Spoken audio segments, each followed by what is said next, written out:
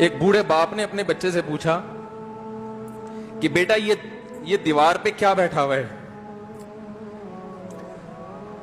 تو بیٹے نے کہا کوا۔ کیا کہا؟ کوا۔ بوڑھے نے پھر پوچھا، آج کی جو ینگ جنریشن ہے نا، وہ اپنے باپ کے زیادہ سوالات برداشت، بولو نا، وہ خدا کی قسم سارا دن موٹیویشنل اسپیکر کو سنتی رہے گی نا، پھر بھی اپنے باپ کی بات اس کو برداشت نہیں ہوگی۔ دم ہی نہیں ہے اس میں، معاشرے کی اصلاح ہے ہی نہیں۔ تو اس بوڑھے نے کہا کہ بیٹا یہ کیا ہے؟ یہ کیا ہے؟ تو بیٹے نے کیا جواب دیا؟ کوا۔ دوبارہ اس نے پوچھا بیٹا یہ کیا ہے؟ بیٹے نے کیا کہا؟ کوا۔ تیسری دفعہ پوچھا تو کوئی بہت ہی شریف خاندان کا بیٹا تھا، تو تیسری دفعہ میں سوال برداشت کر گیا۔ ورنہ آج نوجوان کے پاس بوڑھے باپ اور بوڑھی ماں کو برداشت کرنے کا حوصلہ نہیں ہے، 2-3 سوالات پر ہی آگ بگولا ہو جاتے ہیں۔ مجھ سے کہتے ہیں میرے ابا ایسے، میرے پاپا ویسے۔ او بھائی، اگر تیرے ابا اچھے ہوتے تو اچھا تو دوست بھی ہو تو اس کے ساتھ اچھا سلوک کرنا چاہیے نا۔ ابا اما تو خراب ہو، پھر اچھا سلوک کرنے کا حکم، اس لیے کہ ان کے احسانات ان کی برائیوں سے بولو زیادہ ہیں۔ جو احسان انہوں نے کر دیا وہ ایسا آپ پر احسان کر دیا ہے کہ اب اس کا بدلہ قیامت تک آپ نہیں چکا سکتے۔ تو وہ باپ نے دوبارہ پوچھا، تیسری دفعہ پوچھا یہ کیا ہے؟ تو بیٹے نے کہا کیا ایک سوال کی پخ لگا کے رکھی ہوئی، کچھ اور کام کر لو ابا، بار بار ایک ہی سوال ریپیٹ کر رہے ہو۔ تو باپ کو اپنا زمانہ یاد آیا، اس نے کہا بیٹا جب تو چھوٹا تھا نا، تو نے 20 مرتبہ مجھ سے پوچھا تھا کہ ابو یہ 20 مرتبہ پوچھا تھا، اور میں ایک دفعہ بھی میں نے جھنجھلا کے جواب بولو نہیں دیا تھا۔ تو چونکہ بچہ بھول جاتا ہے کہ میری ماں نے میرے لیے کیا کیا، اور خود ماں بھی بھول جاتی ہے، حقیقت تو یہ ہے، باپ بھی بھول جاتا ہے کہ میں نے اپنی اولاد کے لیے کیا کیا۔ اللہ چونکہ یاد رکھتا ہے، اس لیے اس نے قرآن میں بار بار ماں باپ کو بیان کیا ہے، بہت زیادہ بہت زیادہ۔ وَوَصَّيْنَا الْإِنسَانَ، فرمایا آرڈر نہیں دے رہا، حکم نہیں دے رہا، وصیت کر رہا ہوں۔ جیسے کوئی مرتے ہوئے دنیا سے جاتا ہے نا، ایسے وصیت کر رہا ہوں، حکم نہیں، وصیت حکم سے بڑھ کر چیز ہے کہ ان کو نہیں بھولنا ہے، تم نے ان کو نہیں بھولنا ہے۔ تو میرے لیے سب سے مشکل جو ٹاپک ہے نا،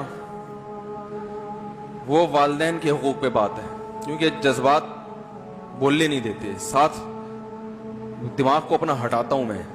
جو آج کل والدین کے ساتھ ہو رہا ہے، اپنی بیوی کو دیکھا کرو یار، کیسے پالتی ہے، کیسے پالتی ہے بچوں کو، آپ کے دیکھا کرو،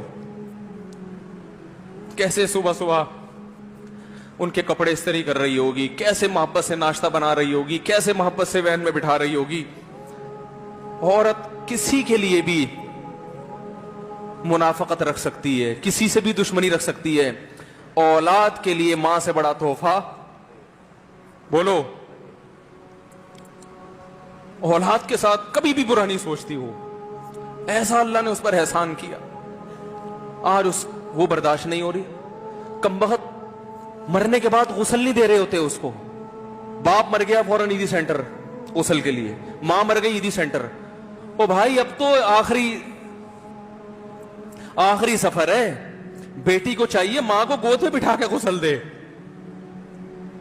فخر کرے، اس کی باڈی پہ ہاتھ نہیں لگا رہے، مر گئی ہے۔ کیسے یہ ہے؟ اللہ کے ہاں میرے بھائی تمہاری دولت کی کوئی ویلیو بولو نہیں ہے، تم کتنے بڑے سائنٹسٹ بن جاؤ، پہلے انسان بنو، انسان۔ کچھ دنیا سلوٹ کرے گی مرنے کے بعد، خدا نہیں مانے گا۔ بہت سے لوگوں کی قبروں پہ 21 توپوں کی سلامی ہوتی ہے، بڑے بڑے پروٹوکول دیے جاتے ہیں، آخرت میں پتا چلے گا کہ کتنی توپوں کی سلامی کا مستحق تھا، کتنی توپوں کی سلامی کا حقدار تھا، آخرت میں پتا چلے گا۔ میرے بھائی اگر موت کے بعد زندگی نہیں ہے, حساب و کتاب نہیں ہے, تو ٹھیک ہے آپ اس سوال کو پی جاؤ اور لائف اپنی مرضی کے بولو مطابق گزارو.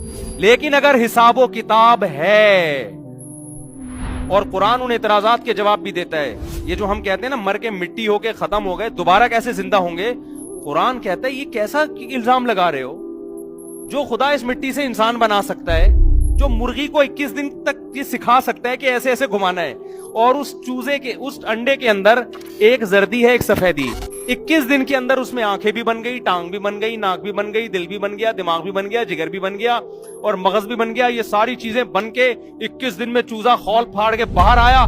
باہر آتے ہی اس کو اپنی ماں کا بھی پتا ہے, اپنے دشمن کا بھی پتا ہے.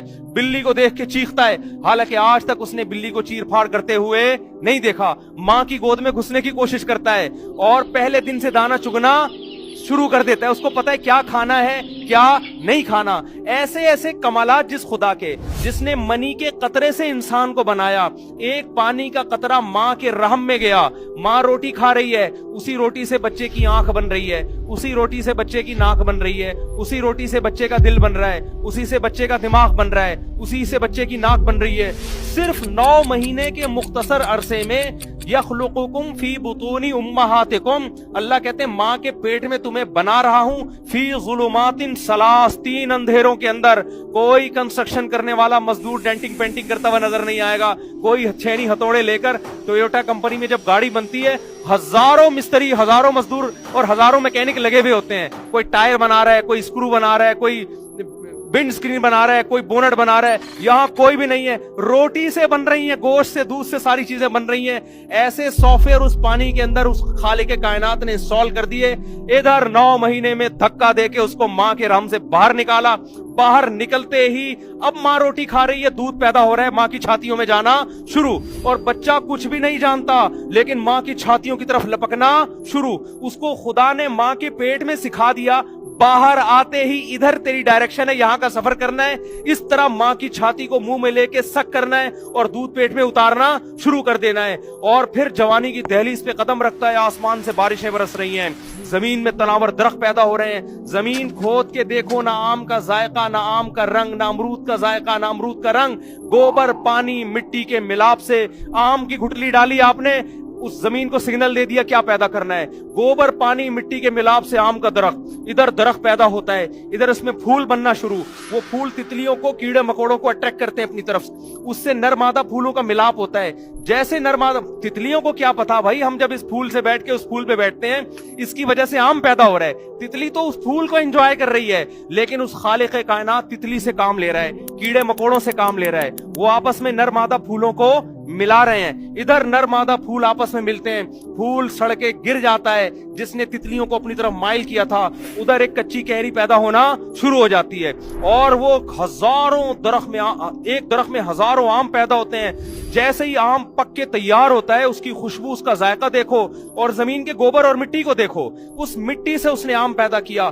جیسے ہی آپ اس آم کو کاٹ کے دیکھتے ہیں آپ کی عقل حیران ہو جاتی ہے. وہی گٹلی جو زمین میں نے دفن کی تھی, مٹی اور پانی کے ملاپ سے قدرت نے اس گٹلی سے ہزاروں گٹلیوں کو پیدا کر دیا کہ درخت لگاتے چلے جاؤ اور آم پیدا کرتے چلے جاؤ. جو خدا مٹی کو ایسے پروسیس سے گزار سکتا ہے, جو ماں کے پیٹ میں آنکھ, ناک اور کان پیدا کر سکتا ہے, جو خدا مرغی کو یہ سکھا سکتا ہے کہ کیسے تو نے اس کے پیٹ سے چوزے نکالنے اور کیسے حفاظت کرنی ہے, وہ خدا قبروں میں مرنے کے بعد, انسان کے مٹی ہونے کے بعد 1 سیکنڈ میں انسان بنا کے اپنے سامنے کھڑا کر سکتا ہے. جو بدبخت یہ کہتا ہے کہ مٹی بننے کے بعد دوبارہ پیدا نہیں ہوں گے, قیامت کے دن اللہ کہتا ہے ان لوگوں کو میں آگ میں ڈالوں گا. اتنی قدرت کے نمونے انہوں نے اپنی آنکھوں سے دیکھ لیے.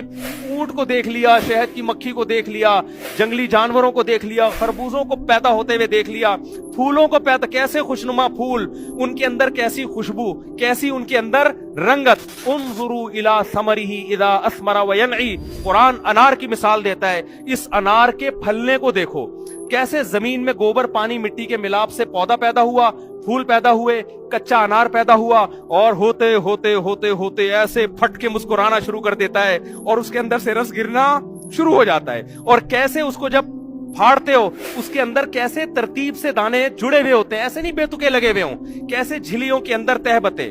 तय बतय दाने होते हैं। रातुल अकमाम, एक खूबसूरत पैकिंग में उन दरख्तों में उस फलों को उसने पैदा किया।